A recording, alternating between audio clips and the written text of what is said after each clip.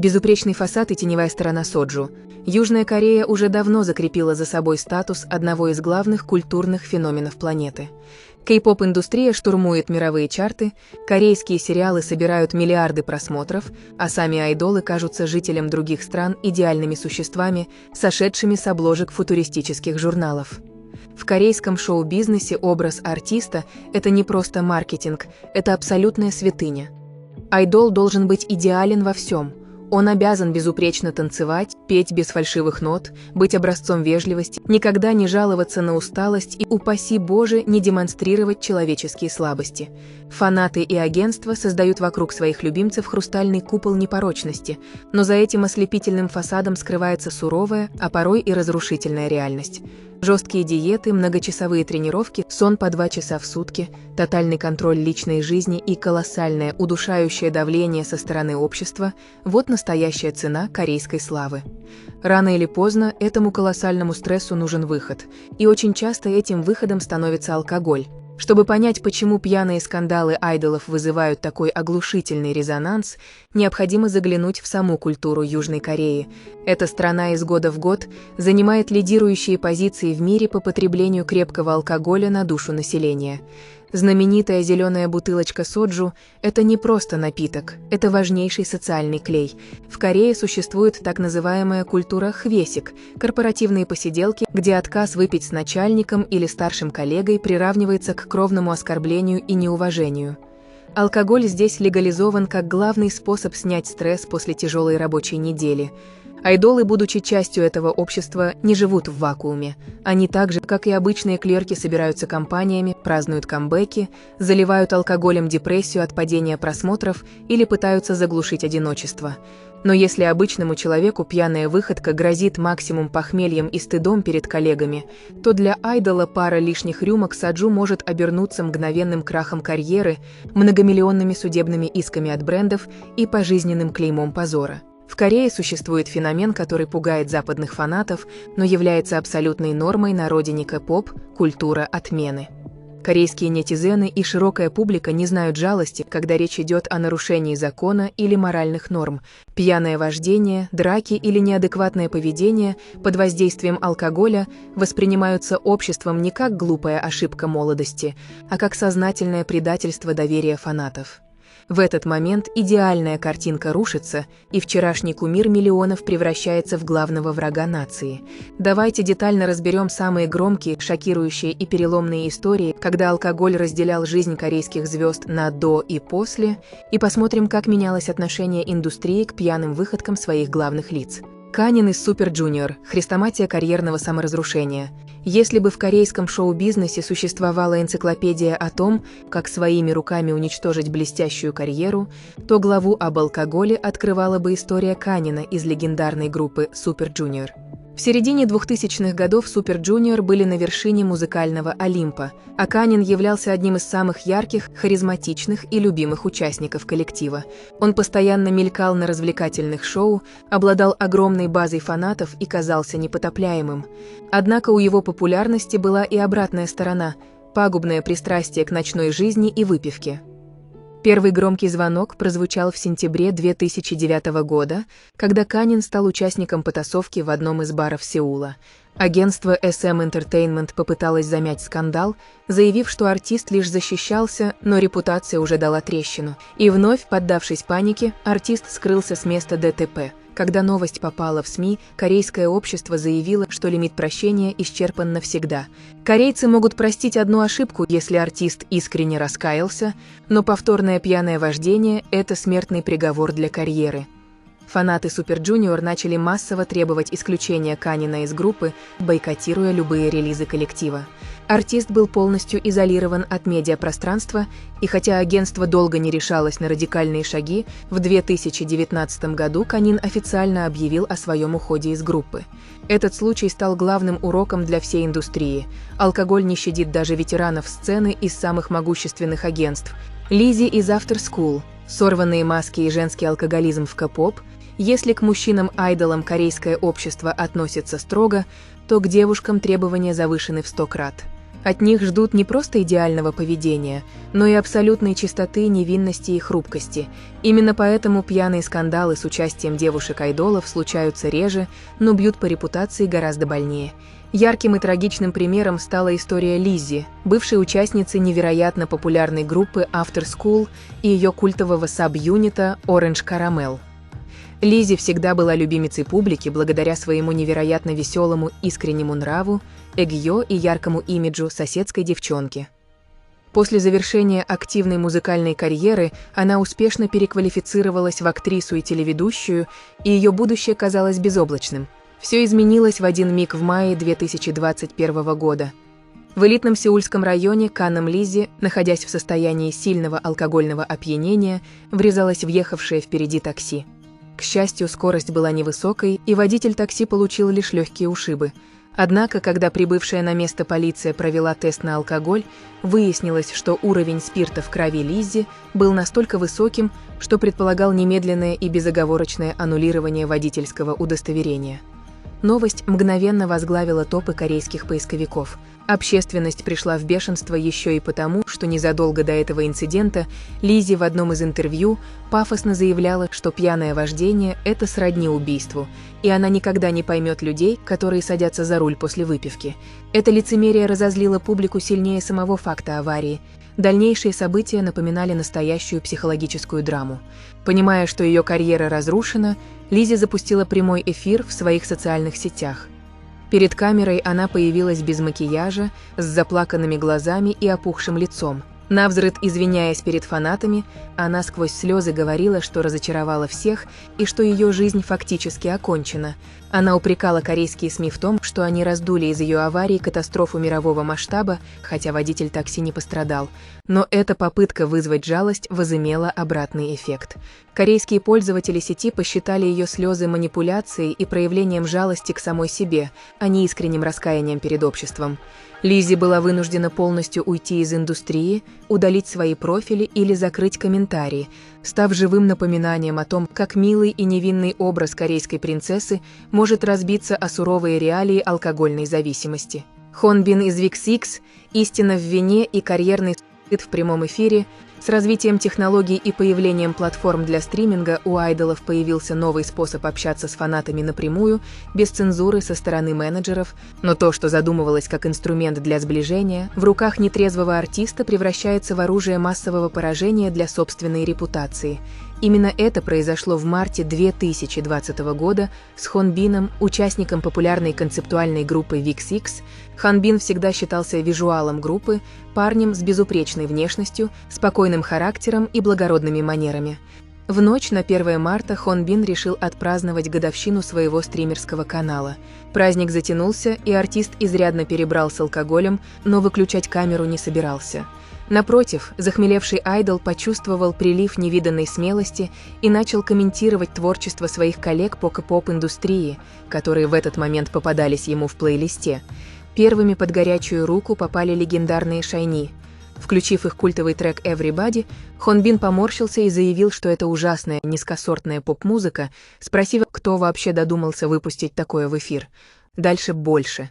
Когда на экране появились Infinite с их знаменитой хореографией к песне «Be Mine», Хон Бин пренебрежительно бросил, что на месте их хореографа он бы постыдился брать деньги за такую нелепую работу. Он также умудрился нелисто высказаться в адрес концепта группы Red Velvet и, ко всему прочему, прямо в камеру показал средний палец своим зрителям, которые пытались в комментариях призвать его к порядку. Проснувшись утром, Хон Бин обнаружил, что стал главным антигероем корейского интернета. Фанатские сообщества SHINee, Infinite и Red Velvet требовали публичных извинений и возмездия. Осознание содеянного пришло незамедлительно. Хон Бин запустил еще один стрим, на этот раз абсолютно трезвый, где со слезами на глазах признал, что повел себя как подонок и что алкоголь полностью отключил его разум. Во время этого эфира за кадром послышался стук в дверь. Это пришли менеджеры его агентства Jellyfish Entertainment, которые были в ужасе от происходящего. Несмотря на то, что Хон Бин взял всю вину на себя и умолял не ассоциировать его глупость с остальными участниками VIXX, ущерб был непоправим. Коллеги по группе были вынуждены публично извиняться за его поведение, а сам Хон Бин спустя несколько месяцев принял тяжелое решение покинуть группу и полностью уйти из музыкальной индустрии. Этот инцидент наглядно показал, что пьяный язык может разрушить карьеру быстрее, чем любое ДТП. Им Йон Мин из AB6X, трагедия упущенного шанса перед главным камбэком. Когда скандал происходит с ветераном сцены, это трагедия, но у него за плечами хотя бы остается багаж прошлых достижений. Но когда пьяная выходка ломает карьеру молодому, только начинающему свой путь артисту на самом пороге грандиозного успеха, это выглядит особенно драматично. Именно такая участь постигла Им Йон Мина, лидера многообещающей мужской группы AB6IX. Йон Мин получил огромную известность благодаря участию во втором сезоне мегапопулярного шоу на выживание «Продюс 101». Хотя он не попал в финальный состав One on One, он завоевал любовь сотен тысяч фанатов и позже успешно дебютировал в группе AB6IX под крылом агентства Brand New Music. Группа быстро набирала обороты, их треки штурмовали чарты, и они готовились к выпуску своего самого амбициозного альбома, который должен был вывести их в высшую лигу K-pop. В конце мая 2020 года, всего за несколько дней до запланированного камбэка группы, Им Йон Мин отправился на встречу со своими друзьями. Вечер прошел весело, с обилием алкоголя. После полуночи Йон Мин решил, что вполне способен самостоятельно доехать до общежития группы, сел за руль своего автомобиля и поехал по ночному Сеулу. Далеко уехать ему не удалось, его остановил патруль полиции для плановой проверки.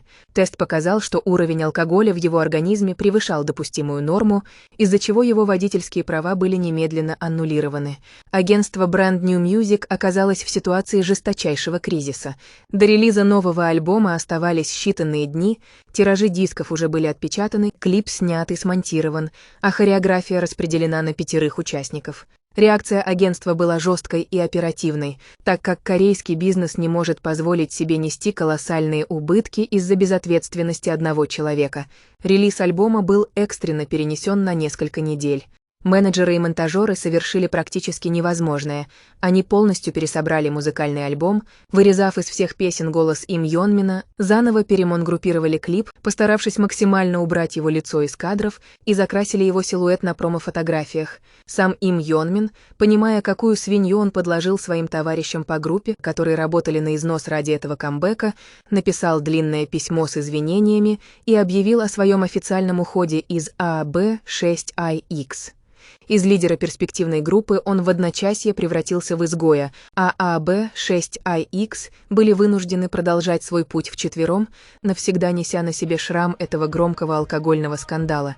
Новая эра контента и размытия границ, шоу с градусом. В последние годы отношение к алкоголю в корейском медиапространстве начало претерпевать удивительные метаморфозы. Если раньше употребление спиртного айдолами было абсолютным табу, о котором все знали, но никто не говорил вслух, то сегодня алкоголь стал частью официального развлекательного контента. Огромную популярность на Ютубе набрали форматы шоу, где ведущий и приглашенный звездный гость сидят в уютной студии, пьют соджу, пиво или дорогие вина и ведут душевные разговоры. Первопроходцами здесь стали такие проекты, как шоу рэперши Ли Йонджи «My Alcohol Diary», передача Хичхоля из Super Junior и, конечно же, невероятно популярное шоу Шуги из BTS под названием «Сучвита». Фанаты по всему миру пришли в восторг от такого формата, видеть, как твой любимый айдол расслабляется перед камерой, слегка хмелеет, его щеки краснеют, и он начинает искренне, без заученных агентских фраз говорить о своих страхах, трудностях, детстве и любви к музыке. Это создавало невероятный эффект интимности и искренности. Кажется, что индустрия наконец-то повзрослела и признала, айдолы тоже люди, они имеют право выпить и расслабиться. Крупные алкогольные бренды начали подписывать рекламные контракты с топ-звездами, а корейские дорамы стали еще активнее романтизировать посиделки в традиционных палатках Пходжанмаха за рюмкой соджу. Однако эта кажущаяся либерализация создала опасную иллюзию. Граница между милым пьяным общением на шоу и жестким нарушением закона в реальной жизни оказалась катастрофически тонкой. Общество и агентство как бы сказали артистам: вы можете пить на камеру ради рейтингов, но если вы совершите хоть одну ошибку в реальной жизни вне кадра, мы уничтожим вас с прежней жестокостью. Этот дуализм корейской культуры, когда алкоголь превозносится как главный элемент социализации, но пьяные ошибки караются максимальным общественным презрением, создал благодатную почву для самого громкого и разрушительного скандала в истории современной кей-поп-индустрии. Шуга из BTS – землетрясение в мире к-поп мирового масштаба. И вот мы подходим к кейсу, который навсегда разделил историю современной корейской музыки на «до» и «после». Это событие потрясло не просто корейский интернет, а вызвало настоящее тектоническое смещение в глобальной поп-культуре. Речь идет об инциденте, произошедшем в августе 2024 года с Шугой, Мин Юнги, участником главной группы планеты BTS. На тот момент BTS находились на временном перерыве, так как все участники проходили обязательную военную службу. Шуга из-за старой тяжелой травмы плеча проходил альтернативную гражданскую службу, работая в одном из государственных учреждений Сеула и возвращаясь после работы домой. Вечером 6 августа Шуга ужинал с друзьями в ресторане, где употреблял алкоголь. После встречи он решил добраться до своего дома, который находился относительно недалеко. Вместо того, чтобы вызвать такси, артист воспользовался электрическим транспортным средством – самокатом, оборудованным сиденьем. В корейской юридической терминологии это классифицируется как электроскутер. Двигаясь по тротуару возле своего жилого комплекса, Шуга совершал поворот, не справился с управлением и упал на землю вместе со своим транспортным средством. Буквально в этот же момент мимо проходил патруль полиции. Заметив упавшего человека, полицейские подошли, чтобы помочь, и тут же почувствовали сильный запах алкоголя. Артисту было предложено пройти тест на алкотестере. Когда результаты теста утекли в корейские СМИ, разразился взрыв невероятной мощности. Уровень алкоголя в крови Мин Юнги составил шокирующие 0,227%. Для понимания контекста, в Южной Корее уголовная ответственность за вождение в нетрезвом виде наступает при показателе от 0,03%, а цифра выше 0,2% считается критической, свидетельствующей о сильной степени опьянения и влечет за собой самое суровое наказание вплоть до реального тюремного срока от 2 до 5 лет или огромного штрафа. Ситуацию колоссально усугубило первоначальное заявление самого Шуги и его агентства HYBE. В первых пресс-релизах они назвали его транспортное средство электрическим самокатом, кикбордом. Однако, когда полиция уточнила, что это был именно скутер с двигателем высокой мощности, корейская публика и СМИ обвинили артиста и лейбл в умышленной лжи и попытке преуменьшить масштабы преступления. Дело в том, что в Корее вождение электроскутера в пьяном виде по закону приравнивается к вождению обычного автомобиля, а езда на нем по тротуару категорически запрещена. То, что происходило в медиапространстве в следующие недели, можно описать как полномасштабную информационную войну. Корейское общество, известное своей бескомпромиссностью, буквально разорвало Шугу на части. Ведущие телеканалы страны ежедневно выпускали сюжеты в прайм-тайм, смакуя детали расследования и публикуя записи с камер видеонаблюдения. Корейские нетизены требовали, чтобы Шуга немедленно покинул BTS, заявляя, что он разрушил безупречную репутацию группы, которая годами строилась трудом всех участников и признавалась национальным достоянием Кореи. Дошло до того, что антифанаты начали присылать к зданию агентства HYBE десятки похоронных венков с требованиями исключить рэпера из коллектива, а корейские медиа устраивали настоящую засаду у полицейского участка, когда Шуга приезжал на допрос. Артист предстал перед журналистами с бледным лицом, низко поклонился в знак глубочайшего извинения и тихим голосом произнес, что ему невероятно стыдно за свой поступок, и он принимает всю критику в свой адрес. Однако этот скандал обнажил еще одну уникальную вещь – гигантскую пропасть между корейским менталитетом и восприятием международных фанатов. В то время как внутри Кореи Шугу подвергали тотальному остракизму, миллионы иностранных фанатов армии по всему миру запустили беспрецедентную кампанию в его поддержку. Международный фандом заявлял, что никто не пострадал, аварий с другими машинами не было, и корейское общество устраивает средневековую охоту на ведьм из-за банального падения с самоката. Иностранные поклонники выкупали билборды в Сеуле, устраивали массовые стриминг-марафоны его сольных треков, выводя их на первые места в мировом iTunes, и требовали от HYBE защитить артиста и не идти на поводу у корейских хейтеров. Этот раскол внутри фандома продолжался месяцами. В итоге суд приговорил Шугу к рекордному для таких случаев штрафу в 15 миллионов вон, его водительские права были аннулированы, а репутация получила серьезный удар. Тем не менее, благодаря беспрецедентной поддержке мирового сообщества и взвешенной позиции агентства, Шуга остался в составе BTS. Но этот кейс навсегда вошел в историю как пример того, как мировая суперзвезда может оказаться на грани краха из-за одной короткой ночной поездки после ужина с друзьями. Феномен корейской отмены и психологическое давление.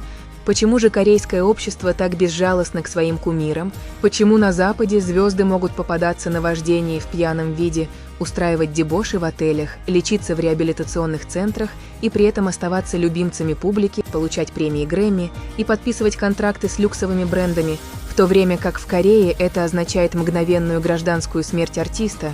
Ответ кроется в глубоких конфуцианских корнях корейской культуры. В Южной Корее понятие коллективной ответственности и общественного блага всегда стоит выше индивидуальных свобод.